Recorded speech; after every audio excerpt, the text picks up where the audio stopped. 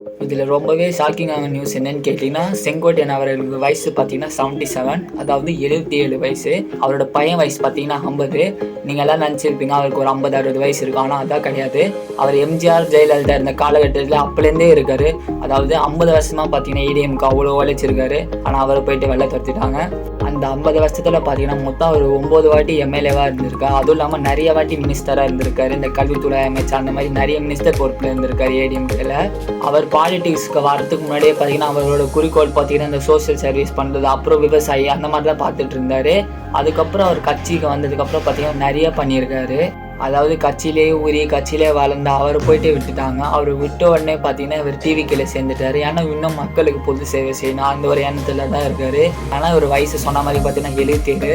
ஏன்னா அவர் நினச்சிருந்தா ரெஸ்ட் எடுத்து உட்காந்துருக்கலாம். ஆனால் அப்படி இல்லாமல் மக்களுக்கு ஏதாவது செய்யணும் அந்த ஒரு எண்ணத்துக்கு தான் டிவிக்கு கூட ஜாயின் ஆகிருக்கார். ஸோ இது ஓரளவுக்கு நல்ல விஷயம் தான்.